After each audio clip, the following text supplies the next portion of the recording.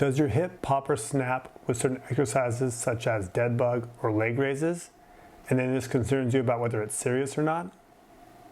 Hey everyone, this is Dr. Zach Green here at Performance Sport and Spine. In today's video I'll be discussing what's actually causing your hip to pop or snap, some ways to self-assess it on your own, and then some exercises to help it. So different exercises or movements can cause this, but it's most common in two different positions: flexing or raising your leg, or abducting or laterally raising your leg outwards. This is the psoas tendon. This red band represents the psoas tendon from the low back to the femur, and there's ligaments and other tissues that as you flex your hip, it can pop or snap in this area. With this cause, it's likely that the popping is in the anterior or front of the hip, and you may feel a clunking in your low back where the psoas muscle attaches to your spine.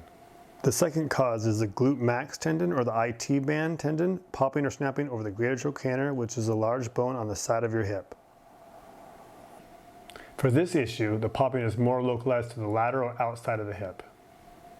And then lastly, this popping or snapping may be a result from trauma or some structural instability, and we'll cover this more specifically later in the video. So when should you be more concerned that there's something serious going on? First and foremost, if there's any pain associated with the popping or snapping. Secondly, if you're worried about some sort of structural instability such as hip dysplasia or labral issues. And thirdly, if you just like reassurance, always seek out a healthcare provider for any of the above reasons. So for self-assessment of the psoas tendon, laying on your back on a bench or the floor, bring your leg up to a 90-90 position and then let it lower out to the side. Place your hand on your groin as I demonstrate here, and then slowly bring your leg up back into a 90-90 position and then slowly extend your hip.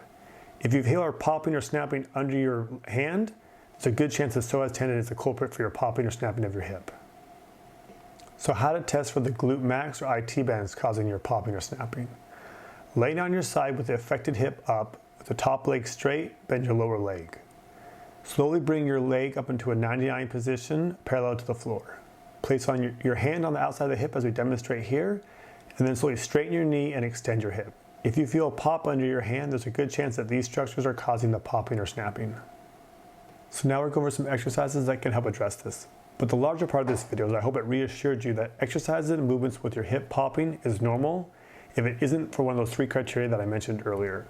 So we need to remove this barrier that hip popping is wearing out your joints and stay active. So initial exercise for the glute max IT band tendon. Lay on your side with the affected hip up and your leg straight. You're going to do a half arch backwards and then a half arch forwards, making sure you feel gentle dull tension over your lateral hip or your posterior buttocks. Recommend 2 sets of 6 to 10 reps, 3 to 4 times a week. If it's still too challenging, you can bend the knee to shorten the leg, and then again repeat the same motion back and forward. Another good strategy is just to take rest periods between the reps, or just simply do less reps and then build up over time. So the moderate exercise for the glute max IT band issue is the glute bridge. So laying on your back with your knees bent and your feet flat on the floor. Start with your feet shoulders apart. Raise up slowly with your hips, making sure you feel gentle tension on your posterior buttocks, and then come down. And then you're going to switch your feet position for the second rep, and again for the third rep. So diagonal, diagonal, go wider for the fourth rep, bring them closer for the fifth rep. And each time you do a rep, try to change the position of the hip joint to help get it stronger in a different position. Recommend 2 sets of 8 to 10 reps, 3 to 4 times a week. So the advanced exercise for the glute max IT band issue is the hip airplane. So standing on one leg, press your other leg back as far as you can, and then press your arms out for balance. So trying to keep stable on this leg, use this hip to rotate your torso and your leg up towards the ceiling, and then come back. Start with a small range of motion, and then as you build confidence, increase it. You should feel tension over your outside of your hip. Be careful not to just rotate the shoulders and push through your hip. This is quite challenging, so we recommend 2 to 4 reps of 2 sets, 3 to 4 times a week. So initial exercises for the psoas tendon. So on a bench with your feet relatively straight, you're going to lift one leg up towards the ceiling and then alternate, making sure you feel gentle dull tension on your anterior hip. Recommend 2 sets of 6 to 8 reps, 3 to 4 times a week. If this is initially a little bit too challenging, just bend your knees, bring your feet a little bit closer, and then lift up, and then progress your feet out as you get more confident over time and stronger. So the moderate exercise for the psoas tendon. In a push-up position, you're going to bring your hip up, swing it out and back, and then swing it out again and then back. Recommend 2 sets of 6 to 10 reps, 3 to 4 times a week. Again, if this is a little too challenging, you can just go onto your knees and do the same exercise until you feel like you're strong enough to progress it to your feet.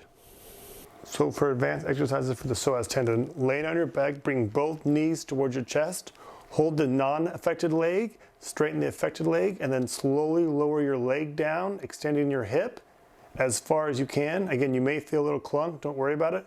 Bring it back up slow and controlled, and then repeat. These are more challenging, so again, 2 sets of 6 reps, 3 times a week. And again, to make sure you get that full motion upwards, and then extend or straighten the hip as far as you can without overarching the back. So we hope you found this video helpful. If you did, please like the video and subscribe to our channel. And don't forget to check out our other videos.